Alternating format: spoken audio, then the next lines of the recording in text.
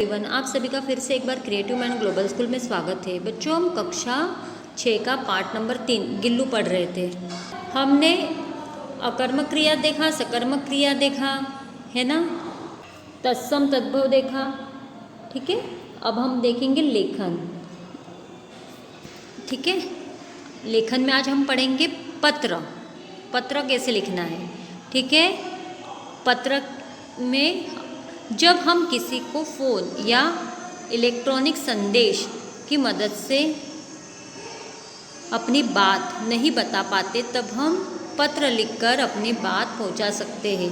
अगर हम किसी को फ़ोन पे कोई बात नहीं बता पाते, है ना, या मैसेज करके कुछ नहीं बता पाते, तो हम किससे, पत्र से हम उसे वो बात पहुंचा सकते हैं।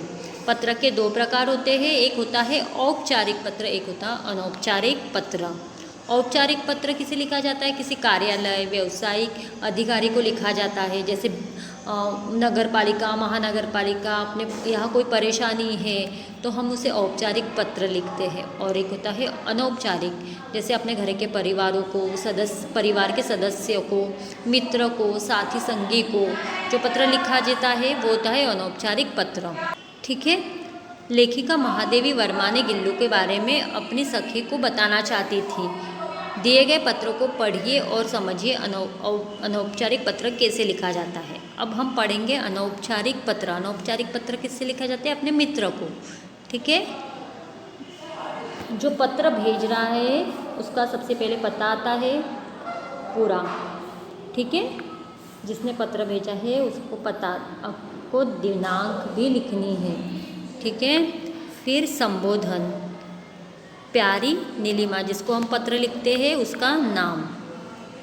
सप्रेम नमस्ते, मैं यहाँ कुशल से हूँ, आशा करती हूँ कि तुम भी कुशल से होगी। पत्र की शुरुआत है ये। ठीक है, पहले पत्र की शुरुआत में आपको सारा बताना है कि हम अच्छे हैं, आप कैसे हो, आपके घर वाले कैसे हैं, सारी चीज़ें आपको बतानी है। तुम्हारी बहुत याद आती है, कभी कभी घर में बड़ा अकेलापन महसूस होता है। इतने बड़े घर में बात करने के लिए कोई नहीं है, कोई नहीं होता। तुम यहाँ थी तो वक्त तुम्हारे साथ कैसे बीत जाता था पता ही नहीं चलता था। तुम्हारा यहाँ न होना बहुत अखरता है। ठीक है, यह आई पत्र की शुरुआत। अब पत्र का मध्य, पत्र के मध्य में आपको जो मेन चीज़ है वो लिखनी है।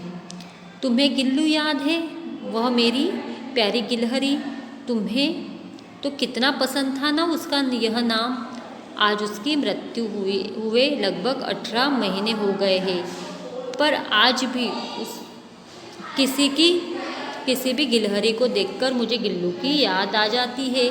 आज फिर से वही हुआ। आज एक गमले के पीछे गिलहरी को चुपके से पौधे के पत्ते खाते हुए देखा। उसकी चमकती आँखें और छोटे छोटे हाथों में पकड़ा पत्ता देखकर मुझे गिल्लू का बिस्कुट कुतरना याद आ गया। अब लेखिका सब उसके बारे में लिख रही है।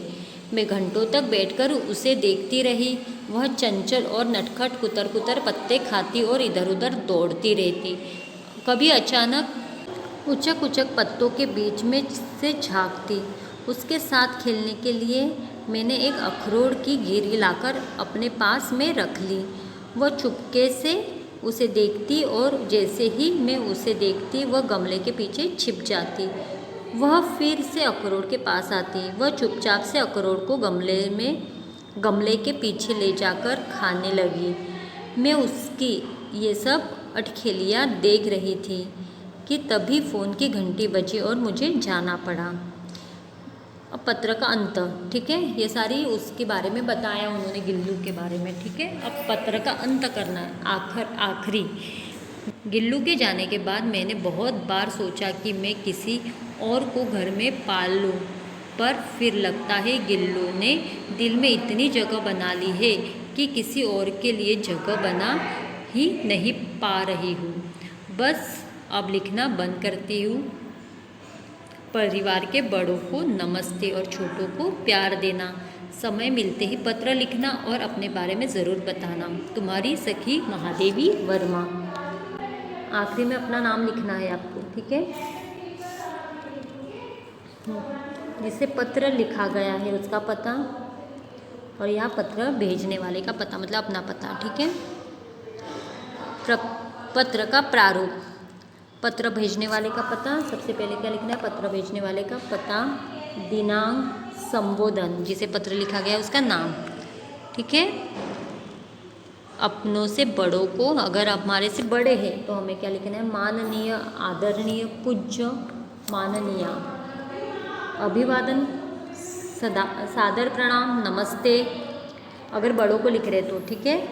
समापन, आखिरी में क्या? आपकी आज्ञाकारी, आपका या आपकी स्नेह पात्र। ठीक है।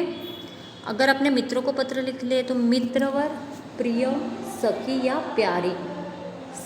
सब अभिवादन कैसे करना है?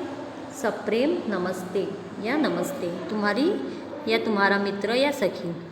अपने से छोटों को लिख रहे हैं तो प्रिय, चिरंजीव रहो, सुखी रहो, आशीर्वाद, तुम्हारा शुभचिंतक या तुम्हारी हितोषी। ठीक है। पत्र की विषय वस्तु, आरंभ, आरंभ कैसे करना है? पत्र की शुरुआत, अपना या साथी का हालचाल पूछना है, उसके बारे में बताने से किया जा सकता है। आरंभ क्या?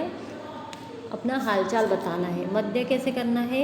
जो हमें उसे बात बतानी है वो विस्तार में आपको लिखनी है।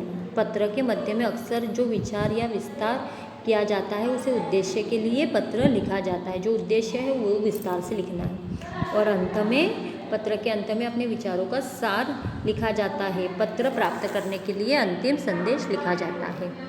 हस्ताक्षर में आपका नाम लिखना है, साइन मत करना, नाम लिखना। पत्र के लिफाफे पर पत्र पाने वाले का नाम और पता लिखिए।